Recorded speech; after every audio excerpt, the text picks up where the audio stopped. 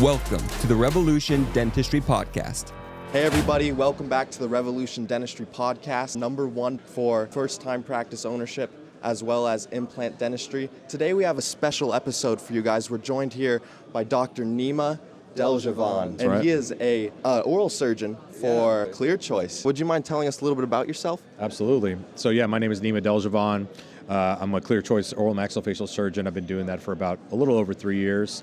It's great, get a lot of experience, and yeah. Yeah, tell us a little bit about your background and maybe where you come from. Are you from the Dallas area where you're currently practicing?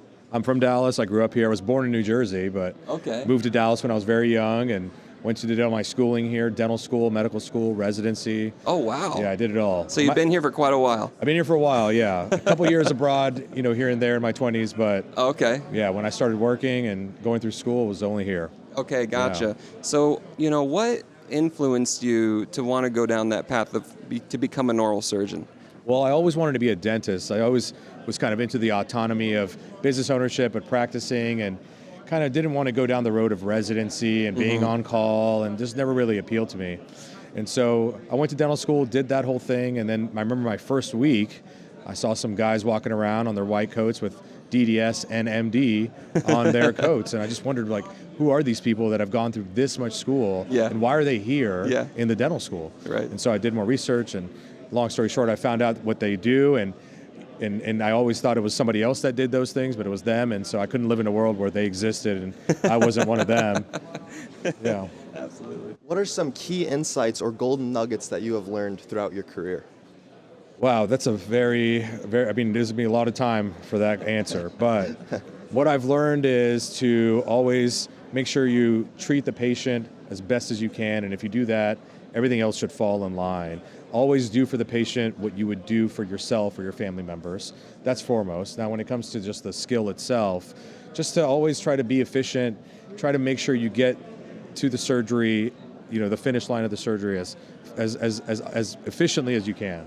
Okay, so you were telling me earlier, working for Clear Choice has been quite the experience. I mean, you started out doing about 60 arches within a month. Yeah. That is incredible. I don't think I've actually met a dentist who has been able or capable of doing 60 arches in a month. That's spectacular. So, in terms of golden nuggets for a dentist who is looking to improve or increase the amount that they're able to do in a month, what's been helpful for you in, I guess, making that whole treatment more efficient, helping you, pretty much make it easier to do that much in that short of amount of time?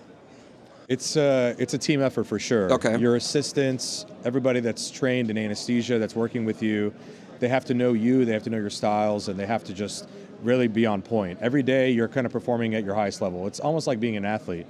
You have to make sure you come in and you perform every time, make sure things are in the right order, because if they're not, you're going to have to basically add time to the surgery. So you have to make sure you cut out all the bottlenecks, find out where the inefficiencies are, and kind of focus on that. And I keep a lot of data on myself, like how fast I do certain things, or what I'm the best at, or what, where is the time vampire, so to speak, in the whole surgery process that I spend the most time, so I can really focus on those things.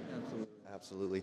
And what have been some rewarding experiences for you, and what motivates you to place 60 arches and to do so well in this industry? I think it's always a challenge, and I think if you just like what you do, obviously, that you want to always get better and find ways to get faster and become more efficient and find ways to do things better. And I think that's part of every surgeon's journey is you start out doing things a certain way, and then you kind of find your way doing things, and you pick up little tools of the trade along the way, and you just get better and better. And then, hopefully not like a professional athlete, you fall off and then you have to get traded or retire very early, but it's all going to come for us anyway. But I just try to just make sure the team and me are as efficient as possible. Okay. And so obviously if we get a new person that's joining the team, we're going to have to sort of slow down to make sure they get trained up, and then we kind of can go forward. There was a saying that I was told once, slow is smooth and smooth is fast, and you can always follow that and you'll do fine. I love it. Yeah. I love it. Okay, so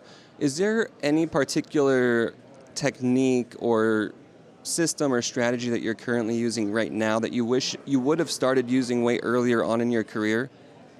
I mean, I think that depends on the surgery that we're doing. With Right. relation to full arch, I think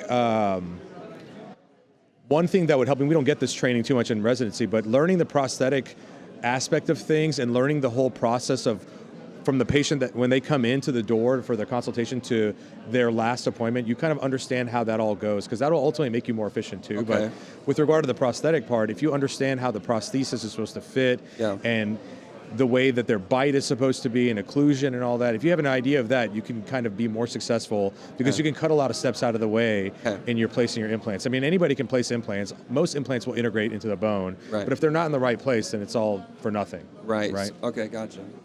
So how do you keep updated with all the current trends and advancements in your industry? Because AOX is always evolving. So Right. how do you keep up with that?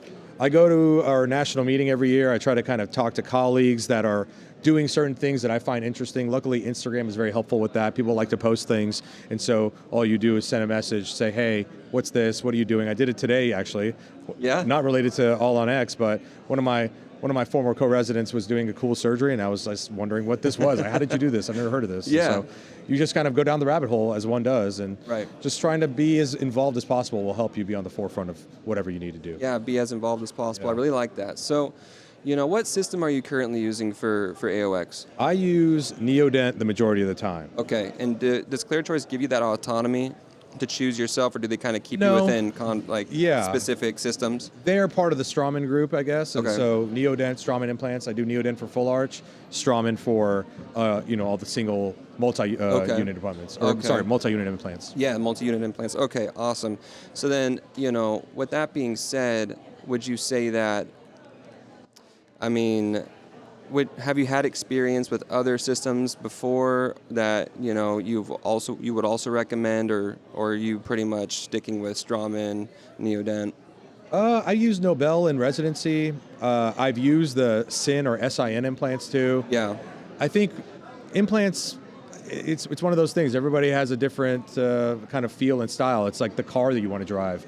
All cars drive, they're all fine, but it's just about how they feel in your hand and how you sort of react with the car, right? And so for me, Neodent and Straumann is always something that I just did well with. Yeah. I understand the system. It's pretty easy. They're reliable for me. Now, somebody else could say that, Neodent implants in my hands are trash. So it all depends. But for me, Straumann and Neodent is what I like to go down. Right. Use. Okay. Awesome. So, for anybody who is, we've got a lot of listeners who are like, okay, we want to know what the most golden piece of information is from every single experienced surgeon in, the country. So you've got a ton of experience. Not many dentists are doing 60 arches in their lifetime, let alone a month. Yeah. So with that being said, what would you say, and we'll sign off with this, would be your biggest piece of advice to somebody who is just trying to figure it out, trying to do better at All on X? I think if, knowledge is power, learn as much as you can, make sure you're comfortable with what you're doing, make sure you understand everything about your patient. And it's, and it's not just the mouth. Make sure you understand all their medical complications, make sure you know how to manage that, because depending on what they have, your healing is going to be impaired or deficient, and so you have to kind of get in front of that. But I think understanding those things is very, very helpful in getting successful, and also just understanding one's limitations. There's things that I don't even do. And so if you want to get started in doing this and being able to do more things, you want to be able to, so to speak, sleep at night. You don't want to take on a case that you're going to sort of find yourself stuck in or whatnot. So I would just make sure you understand your own limitations, choose your patients wisely, know everything about them. If you're unsure of something, ask, and be prepared so that when you do get into surgeries, you can, finish them, do more with your time. Yeah, okay. That's absolutely amazing. So, I really liked what you said a little bit earlier as well, that if you want to be an excellent all-on-X surgeon, you have to also kind of understand the prosthetic part of it as well. Whether or not you do it, you should understand how it goes, right? Because if you do, then going into the surgery what needs to be done, because you have the end result in mind. Right? And so you're teeing up whoever is restoring that for success.